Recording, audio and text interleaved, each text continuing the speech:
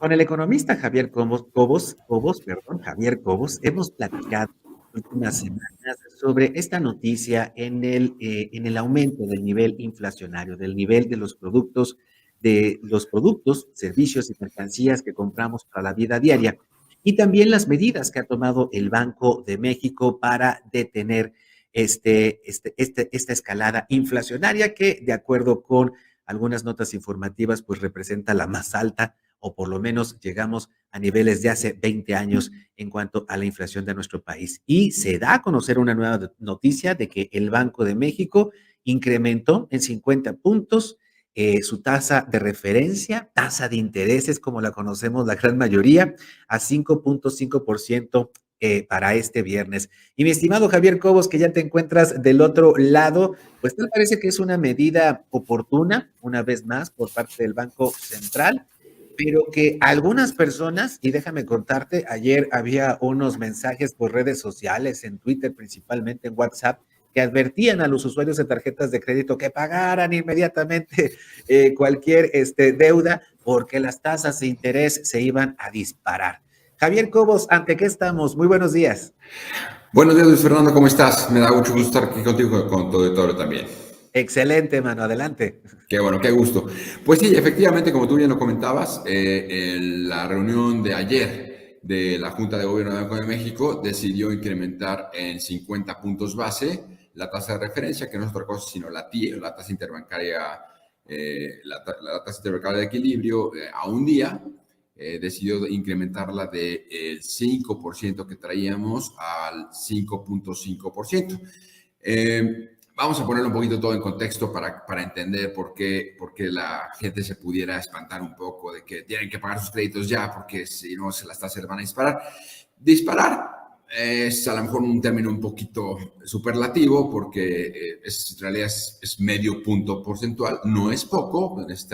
Estaba un poquito la especulación, que incluso la platicamos hace 8 días, que incluso yo les comentaba, ¿no? Que conservadoramente estaríamos viendo un incremento la próxima semana, eso lo dijimos la semana pasada, de 1/4 de punto, pero que lo más probable era que fuera medio punto, y bueno, fue exactamente eso, ¿no? Fue el medio punto que estábamos esperando desde la semana pasada. Platicando un poquito de antecedentes, bueno, ¿qué fue lo que pasó?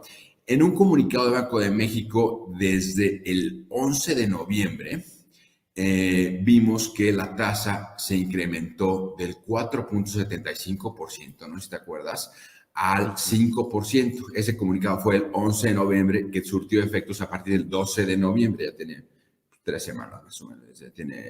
No es cierto, más. 5 semanas. Uh-huh. En ese momento, bueno, la Junta de Banco de México, por ejemplo, el caso de Gerardo Esquivel, él votó en contra de incrementar la tasa a 5%. En ese 11 de noviembre, Arturo Díaz de León, Galia Borja, Irene Espinosa, Jonathan Heath votaron a favor del 0.25% arriba. Total que, bueno, por mayoría quedó el 5% de tasa de interés anualizada como la tasa de referencia en ese momento, hasta el día de ayer, que hubo nuevamente 16 de diciembre, Junta de Gobierno, y se vota también en mayoría un incremento de medio punto porcentual, por eso se llaman 50 puntos base. 50 puntos base es básicamente medio punto porcentual, es decir, del 5% al 5.5% como tasa de referencia, que es la TIE a un día.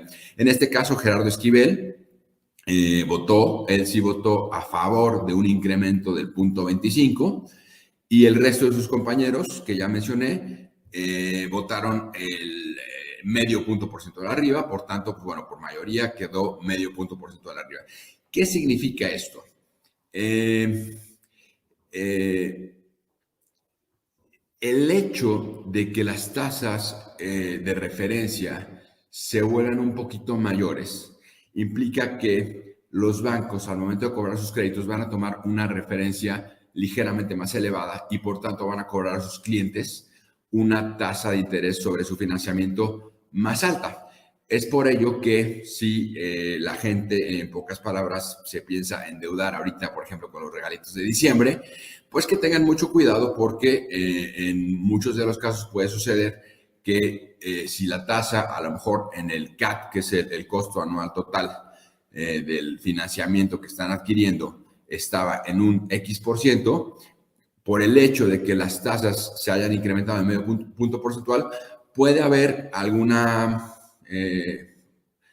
comercio que se pase un poco de la raya y entonces se incremente su costo de deuda por arriba del 0.5%. No es mucho más allá del 0.5%, digamos, para que la gente no se nos alarme mucho.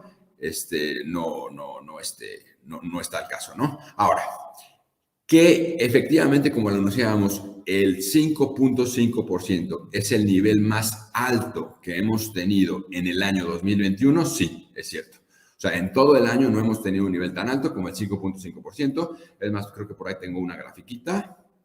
No sé si la podemos poner. La del año 2021. Si es que la tenemos a la mano. Esa, mira, exactamente. Si nos damos cuenta, desde enero estábamos en niveles del 4,5% más o menos. De hecho, 4.25% en enero.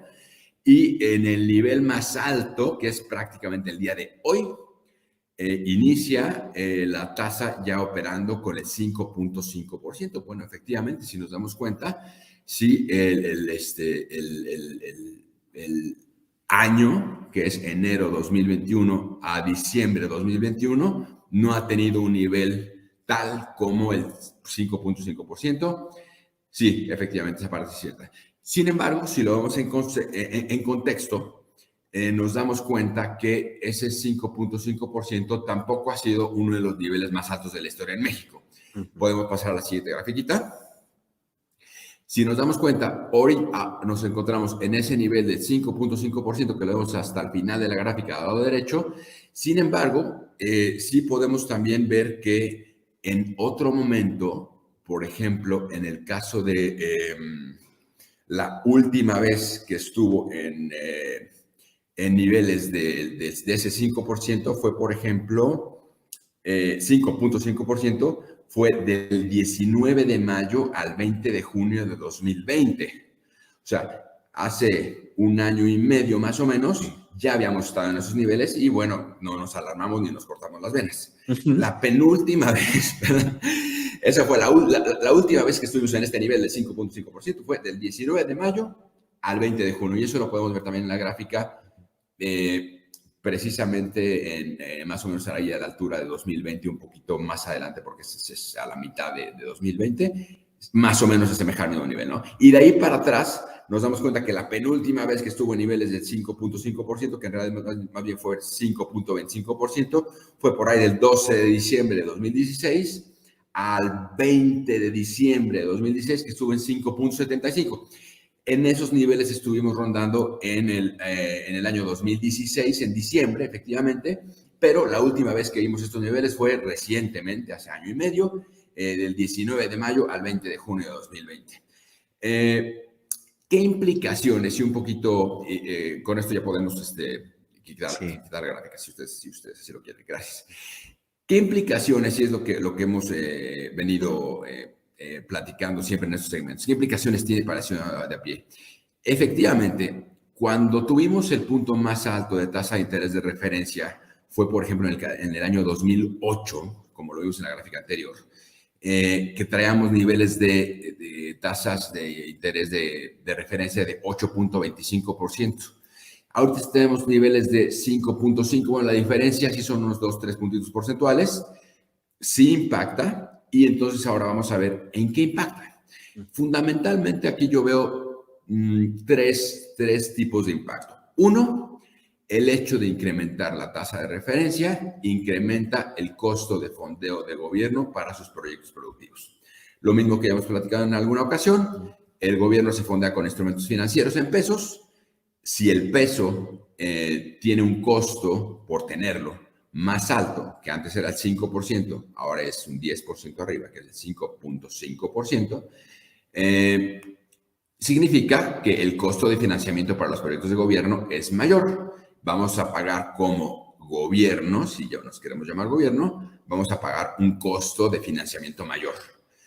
Por tanto, ese interés adicional que vamos a pagar en términos de servicio de deuda se va a ir precisamente a pago de servicio de deuda en lugar de irse a proyectos productivos, proyectos de infraestructura y de crecimiento económico. Entonces, eso en lugar de verlo, como tú en alguna ocasión lo comentabas, en caminos, en puentes, en escuelas, en carreteras, en obras hidráulicas, en obras de infraestructura, pues lo vamos a ver en pago de intereses, porque ahora la deuda, el tener dinero que no es nuestro, nos cuesta más como gobierno, ¿no? Entonces, el costo de financiamiento se eleva, sí, ciertamente.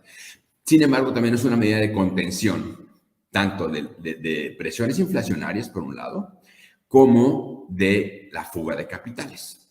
¿Te acuerdas que el segmento pasado comentamos que los capitales estaban yendo a una velocidad impresionante? Bueno, el hecho de que se eleve la tasa de interés de referencia en medio punto porcentual sí es una señal, vamos a decirlo así, un poco fuerte en términos de que, hey, capitales, quédense en pesos, quédense en México porque les estoy pagando medio punto porcentual más, que no es poco. Si estamos hablando del 5 y pasamos al 5.5, sí es una diferencia sustancial que invita a que los capitales se mantengan dentro de México y eso efectivamente va a frenar esa volatilidad o va a frenar esa fuga masiva que estábamos viendo en la parte de cartera, ¿no? Que se estaba yendo. Y bueno, las implicaciones en tipo de cambio, ya también las platicamos la semana pasada, se vuelve un poquito más volátil, pero ese tipo de medidas tratan de contener esa fuga de capitales. El costo de financiamiento, ya lo platicamos. Y finalmente me gustaría hablar sobre la correlación que existe entre tasas de interés y la inversión productiva. La tasa de interés y la inversión productiva tienen una correlación negativa. ¿Qué significa eso? Que cuando vemos normalmente en promedio tasas de interés más altas, la inversión en infraestructura, la inversión en general, tiende a ser menor. ¿Por qué? Porque me sale más atractivo tener el dinero en el banco, en activos financieros, porque en términos relativos me está pagando un poquito más de lo que me pagarían proyectos productivos en infraestructura o de lo que me pagarían proyectos productivos en desarrollo económico. Entonces, es por eso que la tasa de interés y la inversión tienen una correlación negativa. A una mayor tasa de interés, normalmente en promedio vemos una menor inversión, ¿no? Entonces, lo que aquí va a suceder es que si seguimos con esa tendencia de aumentos que por un lado son saludables, son responsables para el control inflacionario y para el control de la fuga de capitales, el hecho de haber incrementado la tasa de medio punto porcentual es sano, es responsable, es saludable. Sin embargo, como en todo, tiene sus quita y da, ¿no? Tiene sus toma y daca, como dicen, ¿no? Que es que una tasa más atractiva en activos financieros, pues atrae efectivamente los capitales en México, qué bueno, pero también atrae a que los inversionistas, en lugar de poner su dinero en fábricas, lo ponen en el banco, porque ahí les rinde ligeramente un poquito más, y si están indecisos, si están en ese punto de indefinición, algunos de ellos van a preferir quedarse en el banco en lugar de meterlo en fábricas. ¿Qué es lo que pasa eso en el futuro? Pues el crecimiento económico en el mediano y en el largo plazo se ven, no quiero decir deteriorados francamente, pero sí comprometidos. ¿Por qué? Porque al final del día la inversión de hoy es crecimiento económico el día de mañana. Y si tenemos unos desincentivos, valga la expresión, a la inversión el día de hoy, pues no podríamos esperar grandes crecimientos económicos el día de mañana, o al menos no los que tendríamos si la tasa fuera inferior. Esa es básicamente la explicación de los tres efectos que yo vería en el tema del incremento del 0.5% de la tasa. Finalmente, pues un consejo para los compradores navideños, aguas con cómo se endeudan. Si se endeudan a mes sin intereses, estamos bien.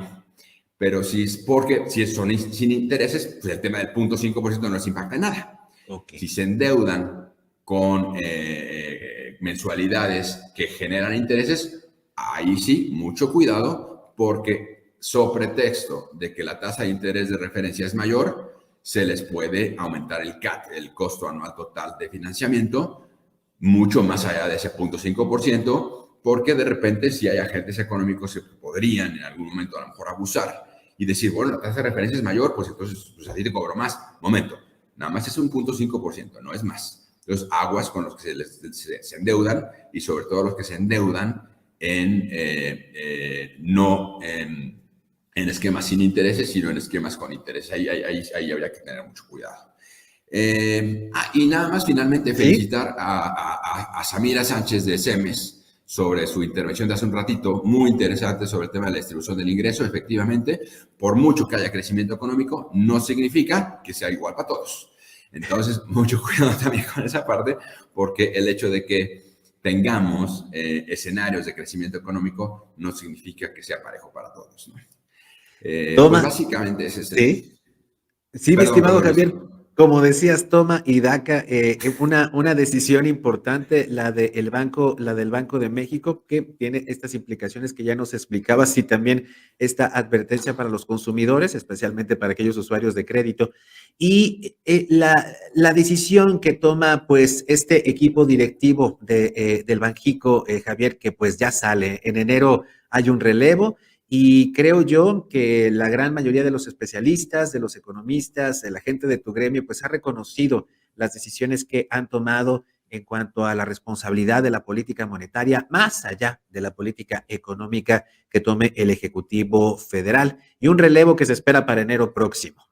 Es correcto, Fer, exactamente. Tenemos el relevo precisamente de Alejandro Díaz de León.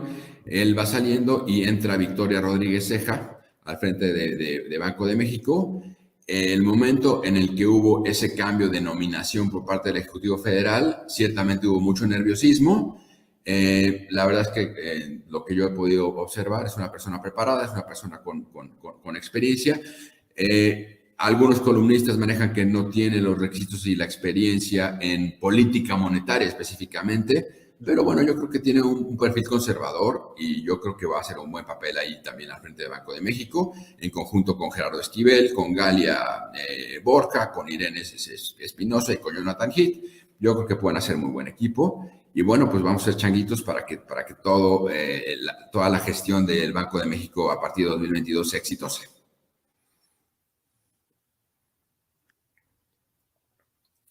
Ahí está. Ajá. Javier Cobos, pues muchísimas gracias. Gracias por haberte conectado hoy con nosotros. Gracias también por darnos luz sobre estos temas para que los entendamos y no caigamos de pronto también en algunas especulaciones terroríficas que pues nos causan mucha incertidumbre, y es necesario también que entendamos estos elementos de la economía que al final también de cuentas determinan nuestra vida cotidiana. Javier Así Cobos, te es, mi buscamos César. en redes sociales para no extrañarte una semana. Muchísimas gracias y un Te abrazo. agradezco muchísimo. No, no, el que los extraños soy yo. Muchísimas gracias a ti y a todo tu auditorio.